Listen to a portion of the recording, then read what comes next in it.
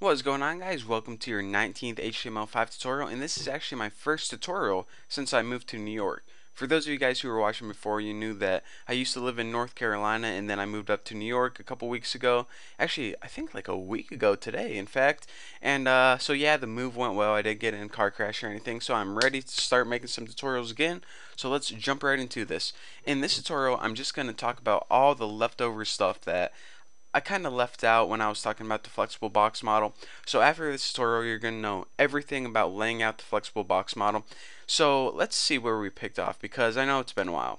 Okay, so obviously by this little website, we've been talking about the WebKit box flex property, which means say you had 3 boxes of a fixed width and you had one that was box flex 1, it would just say, okay, take up all of the available extra space. So what it would do is it would add all these and see how much space it had left over in the parent, and it would just give this that much space. So actually this let's see, what property, this width property, you don't even need it anymore. And actually what I'm going to be doing is I'm going to be deleting the width property for all of these, and I'm going to be giving all of them a box flex property of 1. So delete this, paste that in its place, delete this width, paste in its place. And the reason we don't need the width anymore is because it's automatically, if I show you guys actually, it's automatically going to figure out the width of the parent and then figure out how it can evenly flex all of these to give them all the same share of the pie. So I know this parent is like 700 pixels wide, but say this parent was 1,000 pixels wide.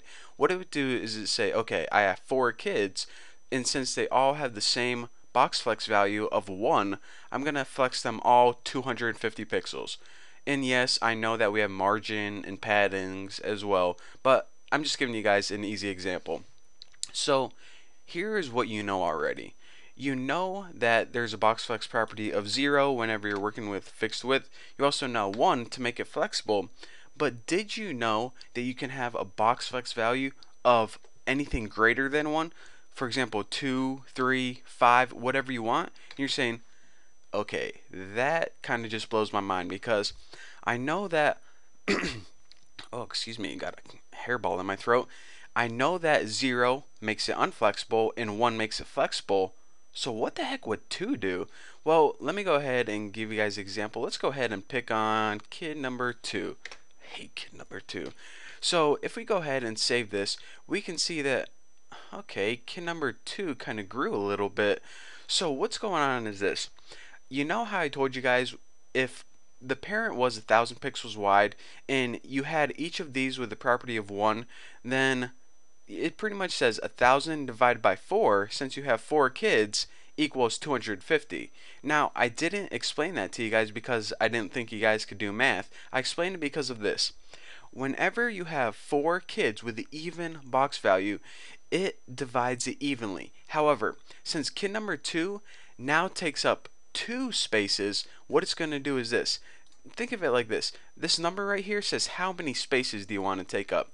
So this one takes up 1, this one takes up 2, this one takes up 1, and this one takes up 1. So now if you add them together, 1, 2, 3, 4, 5. So now it's going to say 1,000 divided by 5.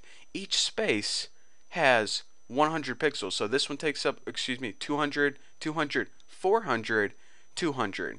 Or you can think of it like this, as it's easier. Whenever you have a box flex value of 1 and 2, the one with a box flex value of 2 is going to take up twice the width of 1. And 3 would take up 3 times the width as 1. That may be an easier explanation. So let me go ahead and change this back to 1. And now what I want to do is I want to show you guys one last example, and this is the last thing I want to talk to you guys about concerning the flexible box property. So say, okay, we need to change or give mommy a height. So say we have a height of like 300 pixels. Height equals 300 pixels. So mommy is 300 pixels tall. For some reason, that's how tall we want our website.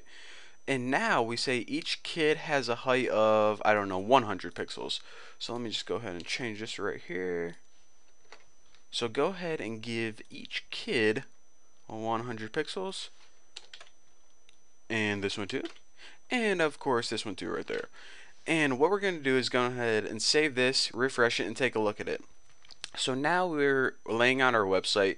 Okay, that's how tall we want it. Looks pretty good. Yeah, this is how tall we want the kids, but I don't know. Like maybe we have an article and a picture here and an ad right here or something stupid. You say, okay, this website is looking pretty good, but I wish these could just move down a little bit in the center because they look kind of weird when they're jammed up against the top there. Well, what we can do is we can add a vertical alignment in the web, or excuse me, in the flexible box model. And it's not vertical align like before. You add this property whenever you want to vertically align the crap inside your box. It's WebKit, and this is going to change whenever browsers start adopting this. But for now, when you're using Chrome, it's WebKit box minus align, and it has a bunch of values. For now, I'm just going to show you guys center real quick. Whenever you center this, think of this right here as saying vertical align property. Vertically align everything in my box. That's kind of a yeah. Anyways, just go ahead and center that. And as you can see, since we added that center align property, it's center aligned vertically up and down everything inside the parent box. So as you can see, now all of these kids are in the center vertically. Again, I'm not talking about horizontally, vertically. Can't stress that enough. And actually, it isn't top, center, bottom. It has a bunch of let me think of the values. Start, end, center, baseline, and stretch. And by the way, everything by default is stretch. So if you don't mess with it at all, what it's going to do is, if you don't get it a fixed height like this, what it's going to do is it's going to go ahead and, let me go ahead and delete these heights. The reason it's not stretching is because I gave it a fixed height, but if I get rid of that, by default in the Flexbox model, everything is set to stretch. So now I should refresh this, and if I don't look like a fool, everything is stretched out perfectly. So that's the default value, but again, start is like the top and the end is the bottom. You'll figure it out.